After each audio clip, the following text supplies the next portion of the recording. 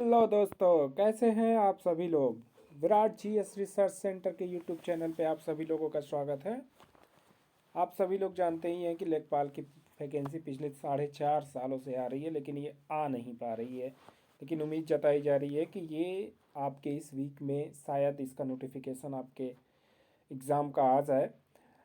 इसलिए आप लोग निरंतर पढ़ाई करते रहें और हमें पूरा आशा है कि ये 6-7 जनवरी तक नोटिफिकेशन आपके आ जाने चाहिए। अगर नहीं आते हैं तो फिर मान के चलिए कि बहुत ज़्यादा ये वैकेंसी आप लोग को और वेट करा सकती है। लेकिन 100% ये तो नहीं कह सकते, लेकिन उम्मीद है कि शायद ये वैकेंसी 6-7 जनवरी तक आपकी नोटिफिकेशन आ जाए। तो इसलिए आप लोग निरंतर पढ़ाई करते रहिए। फिर भी वैकेंसी आएगी तो बहुत अच्छी बात है। हम लोग ईश्वर से कृपा करते हैं कि ये वैकेंसी आ जाए 6-7 तक। चलिए, आएगी वैकेंसी तो ठीक है, और नहीं भी आएगी तो क्या करना है, हमको पढ़ाई तो करते ही रहना है। लेकिन ये आ जाएगी वैकेंसी। तो उसी क्रम में हम चलिए आज लेखपाल के सिलेबस पे बात कर देते हैं कुछ। क्योंकि आप जानते हैं कि लेखपाल का सिलेबस जो है वो 8 दिसंबर 2021 को घोषित कर दिया गया था यूपी ट्रिपल एस सी के द्वारा। ट्रिपल एस सी के द्वारा जो आपका लेखपाल का सिलेबस घोषित किया गया था। एक बार आइए इस पर चर्चा कर लेते हैं, और जैसे इसका नोटिफिकेशन आएगा उसके बाद आप लोगों की लेखपाल की सीरीज इस पर चलाई जाएगी, और लेखपाल से संबंधित जितने भी आप लोगों के क्वेश्चन बन सकते हैं या फिर जो सिलेबस के अनुसार आपके वीडियोस चाहिए उस पर हम लोग आगे वीडियो बनाते रहेंगे। चलिए आज थोड़ा इसके फुल सिलेबस पे एक चर्चा करते हैं डिटेल रूप से कि इसमें क्या क्या और किन किन विषयों को जोड़ा गया है और कैसे कैसे कितने कितने नंबर बांटे गए हैं। ये देखिए पूरा ऑफिशियल इसका सिलेबस है। चलिए शुरू से देखते हैं। आप जानते हैं सबसे पहले उत्तर प्रदेश अधीनस्थ सेवा चयन आयोग 8 दिसंबर 2021 को इसका सिलेबस जारी किया गया था यूपी ट्रिपल एस सी के द्वारा। और क्या आगे लिखा है इसमें, आपका आगे लिखा है कि उत्तर प्रदेश अधीनस्थ सेवा चयन आयोग लखनऊ द्वारा प्रारंभिक अहर्ता परीक्षा 2021 के अंतर्गत प्रस्तावित लेखपाल पद की मुख्य परीक्षा हेतु विज्ञापन प्रकाशित कर प्रारंभिक अहर्ता परीक्षा 2021 में सम्मिलित अभ्यर्थियों से ऑनलाइन आवेदन आमंत्रित किए जाने हैं, जिसके संबंध में पृथक से सूचित किया जाएगा। यानी कि आवेदन आपके कब आएंगे ये तो बाद में ये लोग बताएंगे, लेकिन सिलेबस जारी कर दिए हैं। तनु तदनुक्रम में शासनादेश संख्या जो है आप लोग देख लीजिएगा। दिनांक 3 दिसंबर 2021 द्वारा लेखपाल पद की मुख्य परीक्षा हेतु स्वीकृत परीक्षा योजना एवं पाठ्यक्रम अभ्यर्थियों के सूचनार्थ आयोग की वेबसाइट पर उपलब्ध किया जा रहा है। ठीक है, तो ये रही। अब आगे आते हैं, हम लोग अपने काम की बात करते हैं कि लेखपाल के रिक्त पदों पर चयन हेतु लिखित परीक्षा की परीक्षा योजना एवं पाठ्यक्रम। देखिए, लिखित परीक्षा एक पाली में होगी। ठीक, आप लोग लिखित परीक्षा आप लोग जानते ही हैं कि पेट के द्वारा लेखपाल का जो इस बार का नोटिफिकेशन आएगा वो पेट के द्वारा ही होगा। यानी कि आपका लेखपाल की मुख्य परीक्षा होगी। प्री आप लोग पेट के रूप में दे चुके हैं, तो उसी क्रम में लेखपाल की मुख्य परीक्षा जो होगी आपकी, ये पेट का कट ऑफ जो ये लोग निर्धारित करेंगे। उसके बाद आप लोगों की मुख्य परीक्षा के लिए जितने स्टूडेंट बुलाए जाएंगे। अब देखिए आयोग की क्या मंशा है। वैसे तो आयोग के जो चेयरमैन है 15 गुना अपने एक इंटरव्यू में बता दिए हैं, लेकिन वो तो अब आगे पता चलेगा कि ये लोग कितना कट ऑफ जारी करते हैं और कितने गुना स्टूडेंटों को लेते हैं। फिर भी जो होगा जो होगा वो आगे पता चलेगा, लेकिन छात्रों के हित में निर्णय, जो ज़्यादा से ज़्यादा स्टूडेंटों को बुलाने का प्रयास करें तो छात्रों के हित में ये निर्णय होगा। ज़्यादा से ज़्यादा बच्चों को मौका मिलना चाहिए। फिर भी देखिए, अब लेखपाल सिलेबस पे आते हैं। लिखित परीक्षा एक पाली की होगी जिनमें प्रश्नों की कुल संख्या 100, यानी कि प्रश्न आपके 100 होंगे तथा समय अवधि 2 घंटे होगी। ठीक है, 2 घंटे का पेपर होगा जिसमें 100 क्वेश्चन आपके होंगे। परीक्षा के प्रश्न वस्तुनिष्ठ होंगे एवं बहुविकल्पी प्रकार के होंगे। प्रत्येक प्रश्न 1 अंक के होंगे। ठीक है, यानी कि 2 घंटे का पेपर है आपका, और उसमें 100 क्वेश्चन होंगे। और क्वेश्चनों का प्रकार जो रहेगा वो बहुविकल्पिक टाइप का रहेगा, यानी कि एमसीक्यूज के फॉर्म में रहेंगे। और प्रत्येक प्रश्न 1 अंक के होंगे, यानी कि 100 क्वेश्चन 100 नंबर के होंगे। 2 घंटे का आपका समय रहेगा। अब देखिए आगे चलते हैं, आगे देखते हैं तो जिसको 4 भागों में बांटा गया है। पहला सामान्य हिंदी, दूसरा गणित, तीसरा सामान्य ज्ञान, चौथा ग्राम समाज एवं विकास।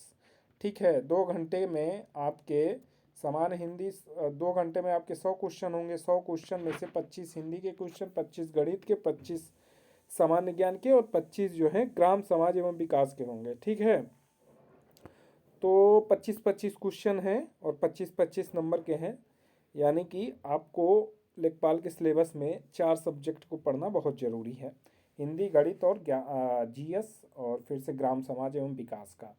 ठीक है, उपयुक्त परीक्षा है तो निगेटिव मार्किंग दिए जाने हैं, जो प्रश्न के पूर्णांक का 1/4 यानी कि 1/4 आपके निगेटिव मार्किंग भी है। ठीक है, अच्छी बात है, निगेटिव मार्किंग का तो बहुत महत्व इसमें। 1/4 में तो बहुत ज़्यादा रिस्क नहीं होता है, 1/3 रहता है तो हाँ थोड़ा रिस्क रहता है, इसमें आप लोग रिस्क उठा सकते हैं 1/4 में। चलिए अब डिटेल सिलेबस की बात करते हैं कि सामान्य हिंदी में किन किन टॉपिक को पढ़ना है हमें, गणित में किन किन टॉपिक को पढ़ना है, फिर से आपका सामान्य ज्ञान में किन टॉपिक को, और ग्राम समाज एवं विकास में किन टॉपिक को आपको पढ़ना है।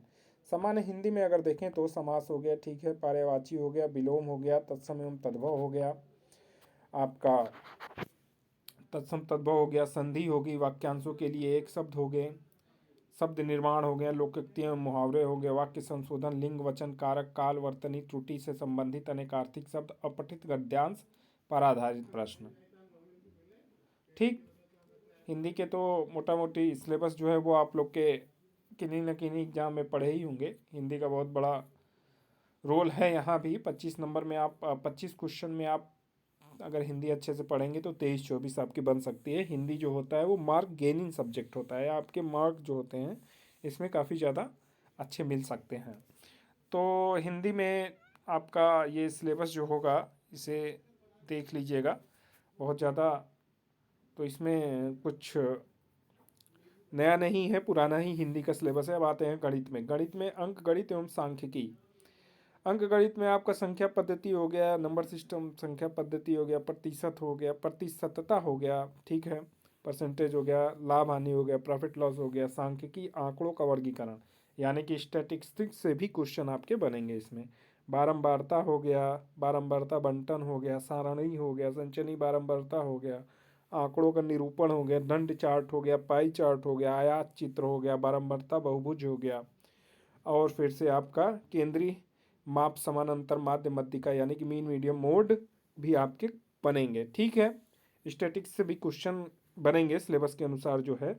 तो स्टैटिक्स तो बहुत ही नॉर्मल सब्जेक्ट है, अगर आपको एक दो क्लास अगर इस पर आपकी हो जाएगी तो स्टैटिक के क्वेश्चन आराम से बन सकते हैं। यानी कि मैथ भी आपकी गेनिंग सब्जेक्ट है, मैथ में भी आप 25 में से कम 22-20 क्वेश्चन आराम से कर सकते हैं। अब आते हैं आपका बीज गणित पे। बीज गणित में देखेंगे किस चीज़ की बात की गई है बीज गणित में, तो बीज गणित में आप देखेंगे लघुत्तम समावर्त हो गया, महत्तम समावर्त, एलसीएम एलसीएम हो गया, और उससे संबंध युगपात समीकरण, द्विघात समीकरण हो गए। ठीक, द्विघात समीकरण के बाद आपके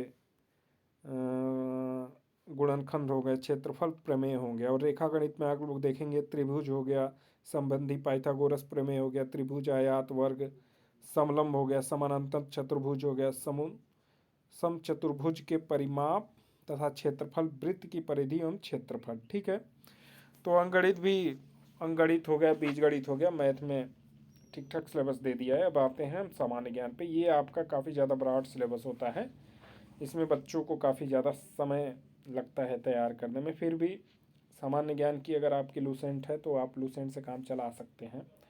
सामान्य ज्ञान में अगर आप देखेंगे तो सामान्य विज्ञान हो गया, राष्ट्र तथा अंतर्राष्ट्रीय महत्व की समसमाई यानी करंट हो गया, भारत का इतिहास हो गया, भारतीय राष्ट्रीय आंदोलन हो गया, भारतीय राज्य व्यवस्थाएं तथा अर्थव्यवस्था हो गया, विश्व भूगोल तथा जनसंख्या हो गया, सामान्य विज्ञान के प्रश्न दैनिक अनुभव तथा प्रेक्षण से संबंधित विषयों सहित विज्ञान के सामान्य प्रबोध एवं जानकारी पर होंगे। ठीक है, यानी कि विज्ञान के भी आपके क्वेश्चन इसमें पूछे जाएंगे, जिसकी किसी भी सुशिक्षित व्यक्ति से अपेक्षा की जा सकती है जिसने किसी वैज्ञानिक विषय के अध्ययन नहीं किया हो। भारत के इतिहास के अंतर्गत आर्थिक, सामाजिक, सांस्कृतिक तथा राजनीतिक पक्षों की व्यापक जानकारी पर ध्यान देना होगा।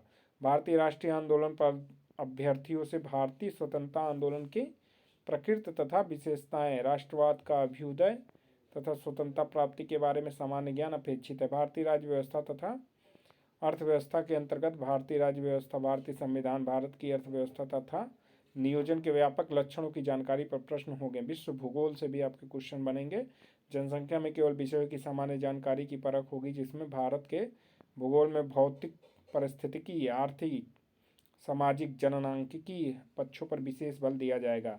अभ्यर्थियों से उपरोक्त की सामान्य जानकारी अभिज्ञा विशेषतः उत्तर प्रदेश के परिप्रेक्ष्य में अपेक्षित है। कंप्यूटर के प्रारंभिक ज्ञान से संबंधित प्रश्न होंगे, यानी कि आपके कंप्यूटर होंगे, यूपी से स्पेशल कुछ हो गए, भूगोल हो गया, इतिहास हो गया, जो कि एक सामान्य ज्ञान का होता है। सामान्य ज्ञान का सिलेबस बहुत ब्रॉड है, आप कितना पढ़ेंगे फिर भी लूसेंट से काम चलाइए। 25 क्वेश्चन में अगर आप सामान्य ज्ञान में 15 से 18 क्वेश्चन भी सही कर लेते हैं तो आप समझिए बहुत अच्छा स्कोर कर रहे हैं। तो इसलिए अब आते हैं ग्राम समाज एवं विकास। ग्राम विकास भारतीय संदर्भ में ठीक है। ग्राम्य विकास कार्यक्रम, ग्राम्य विकास योजनाएं एवं प्रबंधन, ग्राम्य विकास शोध प्रणालियाँ, ग्रामीण स्वास्थ्य योजनाएं, ग्रामीण सामाजिक विकास, ग्राम्य विकास और भूमि सुधार, त्रिस्तरीय पंचायती राज व्यवस्था, केंद्र एवं राज्य सरकार की ग्राम्य विकास से संबंधित योजनाएं। ठीक है, ग्राम्य समाज तो सभी के लिए एक नया सिलेबस है, क्योंकि इसको ज़्यादातर बच्चे लेखपाल के एग्ज़ाम के लिए ही पढ़ते हैं, ऐसे तो जनरली नहीं पढ़ते हैं, तो ये सबके लिए नया सिलेबस है। फिर भी अगर देखा जाए मोटा मोटी तो सामान्य हिंदी में ठीक है, आप 25 में से कम 22-24 के करीब में अगर ढंग से पढ़ें हिंदी तो कर सकते हैं। करना बहुत ज़्यादा कठिन नहीं है सामान्य हिंदी के क्वेश्चन को, आप अच्छे से पढ़ेंगे तो 22 तक आपके क्वेश्चन बन सकते हैं। गणित में भी 20 क्वेश्चन आपके अच्छे से बन सकते हैं। सामान्य ज्ञान में थोड़े से क्वेश्चन आपके कम बन सकते हैं, 15 से 18 क्वेश्चन करते हैं तो बहुत अच्छा स्कोर होगा।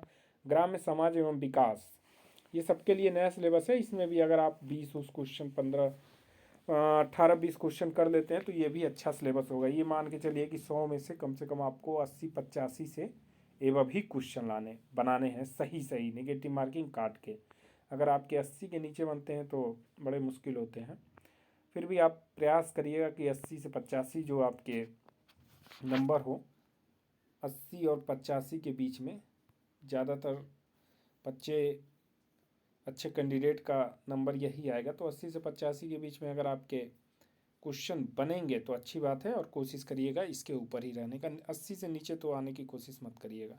ठीक है, तो आज हमने लेखपाल के सिलेबस पे चर्चा की। अब धीरे धीरे हम लोग लेखपाल का जैसे नोटिफिकेशन आएगा उस पर भी चर्चा करेंगे और देखेंगे कैसे कैसे लेखपाल की सीरीज चलानी है, और आप लोग की तैयारी के लिए हम लोग पूरी तरीके से तत्पर रहेंगे। Virat GS research centre YouTube channel पर जुड़ने के लिए आप सभी लोगों का धन्यवाद।